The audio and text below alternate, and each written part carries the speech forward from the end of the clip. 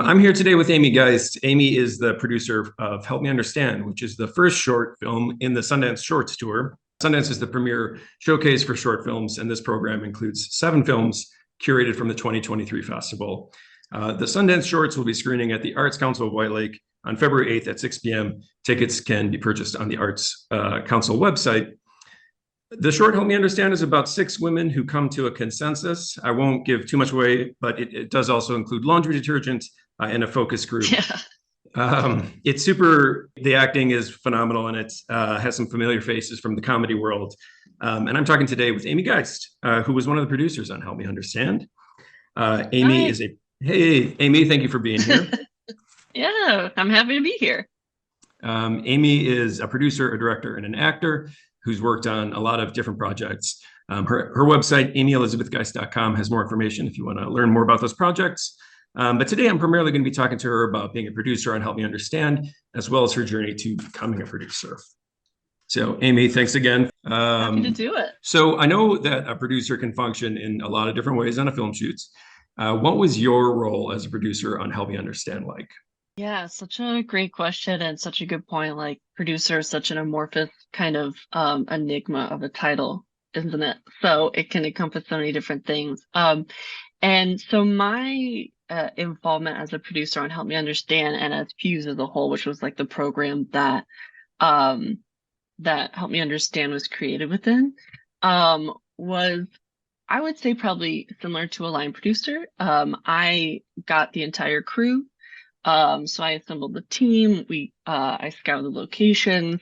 I locked in the locations. I managed the budget, permits, contracts, kind of basically just anything that we A lot of needed for the stuff. shoot. Yeah. And, helped communicate with talent, helped make sure the COVID regulations with our amazing, because at that time we still had to adhere to COVID regulations. So we had an amazing um COVID manager who made sure we were all safe and, just making sure that everybody was on the same page going forward into the shoot. Yeah, it Yeah. sounds like I know line producers, they wear many hats. There's a lot of stuff they do. How big was the crew? Was it like, I mean, it was I think oh wow, about 60. Yeah. If memory serves. Yeah, with like talent and cast and everybody that was there 50 to 60 every day. Yeah. cool. Which is like pretty sizable for like a little non-union short film, I think. Yeah. We had a good team. Where did you shoot? Was it, I assume it's LA, but maybe not. Yeah, yeah, we shot in LA. We shot all of the projects in LA, within the studio zone. Because we just didn't have like the time or money to travel because every project was shot in a day.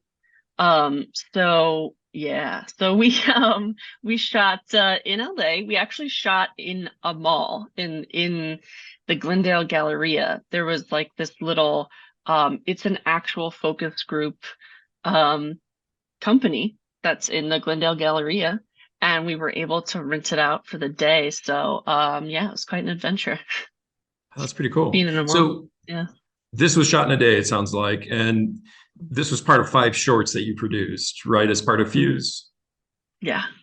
Were they in sequence? Was it one day, one short, the next day, another short, or did you break them up? Yeah, so we shot 3 in a row and then we took a down day and we shot 2 in a row. So, Nice. and Help Me Understand was our last day of shooting. So everybody was super tired and but still like, still a great spirits. Everybody did an amazing job. But I know it was just it was the last day and everybody brought it home, with this one. It was a fun one to shoot, absolutely. And it was the same cast and crew for all of them? It was the same crew, yes. So we had the same crew over all of the shorts. The same DP did all 5, the same production designer. So all of the creative heads of department worked on 5 different shorts. And the team produced 5 different shorts that shot in 5 days. And I think that actually, was a big part of the success of the project because when you start a project, there is always, a bit of time and energy that you spend learning how the team works together, and just scheduling pre-production meetings, creative meetings with for all those different shorts. It was just, I think, kind of a lifesaver to have the same team who knows how to work with each other and who's able to kind of wrap their heads around, share resources, over all of the projects. And that's something that Erica Fishman, who is the producer and head of production at Powder Keg, this was their third season doing Fuse when we did Help Me Understand. So they had kind of honed in the best way to practically make all of these shorts in such a short amount of time. Was any of it improvised, or was it all pretty much tightly scripted? For I think it depended per project. For Help Me Understand specifically, I definitely know that there was improvisation. That Amelia, the director, who's a fantastic director, obviously, she let them, because they're, such talented comedians, especially the women, when they were talking with each other, let them just kind of, go through what was scripted, and that just kept rolling, and let them kind of play with each other and capture those like little moments after they went through the script. So I know there's a lot of long takes, a lot of just kind of setting up the camera and letting them play. You mentioned Powder Keg and Fuse. So, and Fuse is sort of like a project that Powder Keg does. Is that right?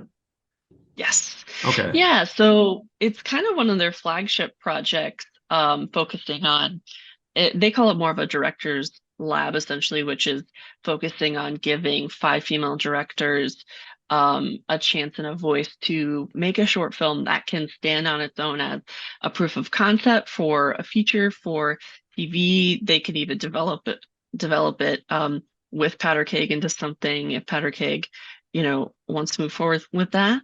So it was a great opportunity for all of the directors to tell a story that is really meaningful to them and have the full support of a dedicated team, and also have this project to say, this is who I am as a director, and also this is what this is like the seed of a larger project. Was Help Me Understand something that Amelia was hoping to make into a feature or use as a calling card for another project, or? At the time, and I'm not sure if it's evolved for Amelia, but at the time I know Amelia wanted it to evolve it into a series, Oh, okay. because Amelia actually did work at a focus group as like the camera person. So she had real life experience with these kind of groups and how they went, and how they can go sideways. So that was, I think, her inspiration for the project and for the series. And I would love to watch that series personally. I think it would Yeah, be for sure. wonderful, hilarious. Yeah. Yeah. Yeah, I want to hear all these stories about focus groups now. I'm sure she's probably got I loads of know. them. So the short went to Sundance, which is, I mean, obviously, which is awesome. And you went to Sundance with it, or did you get a chance to go? Yeah, I got a chance to go. I went, Erica, the head of production, also went. Kesla, the head of development, who is also just a wonderful person and talent. I mean, I can't say enough good things about the people that worked on the project. And Amelia, and our DP Mike was able to go as well. So we just kind of all had a little party and celebrated this awesome project that we worked on. And it was my first time going to Sundance. Um, and I was really glad that I went with a project, and to have that experience of, seeing something that you worked on screen with the Sundance logo before it was just kind of a little just kind of surreal, honestly. It Sure. was awesome. Yeah. Nice. Yeah. So your website describes you as an Ohioan, but I know you live in LA now. Can you tell Yeah. me about your journey from Ohio to LA? Yeah, for sure. You were part of that journey. So I started in Ohio, as an actor, and then I moved to Chicago um, to pursue acting. But I had always wanted to work in film. It was something that I always wanted to do, but in Ohio it doesn't feel very real or accessible because there just isn't a film community in Dayton. So when I moved to Chicago, Chicago has, as you know, a way more vibrant film community. So I was able to basically start PAing to start learning about film, start learning about how to be on a film set, how to get more jobs, how to kind of grow in the industry. And because I PA'd for you on your feature film. Yeah. I think which was like one of my first projects that I worked on, which is so cool. So yeah, so I worked in film in Chicago and I kind of built up my knowledge and my resume. And then, my goal was working with studios and working on feature films and just kind of expanding the work that I could do. So my partner, I decided to move to LA. We moved in like 2016. We actually took a road trip in my tiny little Prius, my little compact Prius, from Chicago to Los Angeles. And my car made it, thank God. But yeah, so we've been here since 2016, and I, have learned a lot, and I'm just really, I think, really lucky and grateful that I got connected with a company like Powder Keg, because it's definitely helping me kind of live out my goals, live out my dreams to work on a project like this. Any thoughts on big differences between Chicago and LA? Yeah, I mean, I think it's just the size, right? I think Chicago has such a great film community, and something that I do miss about that community is it's very intimate, very tight. You work with the same people a lot. Once you're working, you get pretty consistent work. And so I think out here it's just there's just so much work, which is amazing, which is great, a lot of opportunity. And it's just I think you don't have that same experience as much working with the same people. Um, Even though I've started to do that, which is like my favorite thing, to be like, oh hey, we worked on I saw you on that other thing. And I think also in my experience in Chicago is a lot of commercial work and a lot of TV. Um, and not a lot of feature film unless it was coming from LA. So I think, yeah, working here, there's a lot more access to feature film work, a lot of commercial. There's just kind of a lot of everything. Yeah. So I saw that you are part of the Collision Film Initiative, and I Yeah. watched your Indiegogo, or I think it was an Indiegogo campaign, Yeah. um, Yeah. which was great, super fun video, and seems like a Yeah. really cool project. So can you tell me a little bit more about that? Yeah, for sure. So the Collision Film Initiative was born, out of the strike that we just had. Um, I think I was at home and I was just like, I just need to make something. And I think also probably inspired by Fuse, by this experience with Help Me Understand and with all these projects of saying like, wouldn't it be great to create a project that gave um multiple female artists, film artists, a way to do something while we're, make our own opportunities. So I hit up, a few of my friends that I knew had made films before, had been involved in film projects, and I said, should we do something? What do you think? Should we all make something together? And we basically landed on shooting 4 micro short films over a weekend. So this was like a very condensed version of Youth, where we basically shot 2 shorts in a day. Each one was about 3 or 4 pages long. Um, so, and then we have a fifth project that is is still in pre-production and going to be shot. It's also a micro short. So, and it was just a really great uh way to be in touch with like what I love, which is filmmaking and the filmmaking community, and be able to make something and stay creative during a time when it kind of felt like, I don't want to say hopeless, but it was just like uh, a moment of uncertainty, I guess, in the industry, and a way to kind of take back our power a little bit. So I directed 2 of them, and I wrote one of them, and produced the weekend with Kara Mitsuko, who is a great producer. And yeah, it was a success. We shot all four films, and minor post production. 2 of them are almost done, and I'm kind of amazed that we did it, honestly. It was such a it was such a kind of a whirlwind of a project, but it was really exciting, and I look forward to seeing, how it can evolve into something else in the future. So what's next for you? What do you have in the pipeline? I'm working on a PSA right now, very immediately, and then kind of in the future, I'm working in post-production on a few shorts that I directed, and then working in pre-production on a couple more shorts, and then on a feature that I'm hoping to direct either later this year or next year, and trying to again kind of see how CFI can um, maybe transform into something else, hopefully grow, so we can give more opportunities to more filmmakers, and yeah, so just like doing as much as I can, That's great. It sounds like you're busy. Yeah. You mentioned a feature which is super exciting. Can I ask what it's about, or any more information you can give at the moment?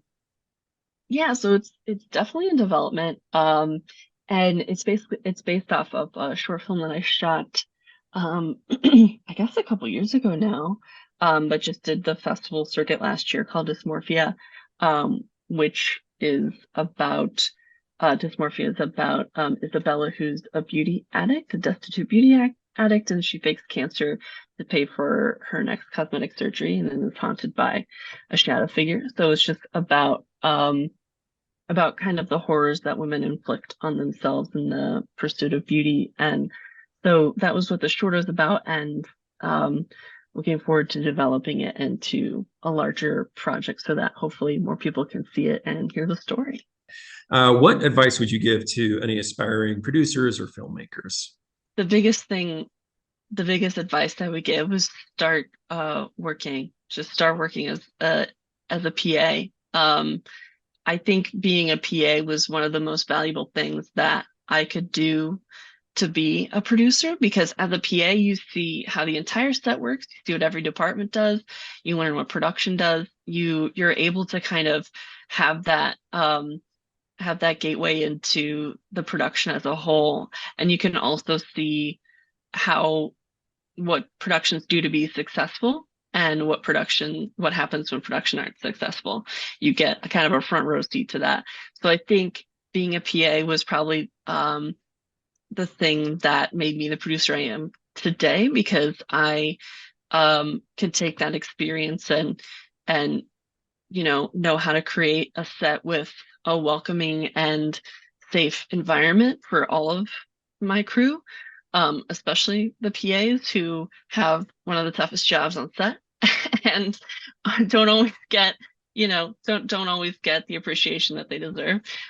So just making sure that I'm always creating a good environment for every part of the team. So I think that is, especially if you're like you've never worked on a set and you want to start producing, um, PA first for sure, because producing is such an important, such an integral part of the set running smoothly, and it is, I wouldn't say, an entry level position, unless you're doing like a very small project, maybe with your friends, a student film or something like that, where you can kind of get your feet wet and just kind of understanding how the parts fit together. But as you grow and as you want to do larger projects, having that scope of, how the whole machine fits together is so important.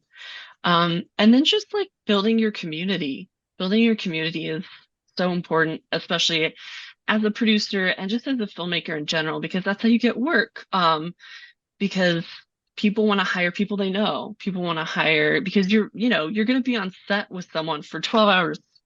You're going to be hanging out with somebody for 12 hours a day for multiple days in a row. You want to work with somebody that you like to work with, that Right. is going to be a good presence on set. That is even in the 12th hour of the day, gonna be, loving what they do and in a positive, frame of mind. So I think those are probably the two biggest things that I've been grateful for in my experience, and that I would suggest would work for anybody trying to get into film.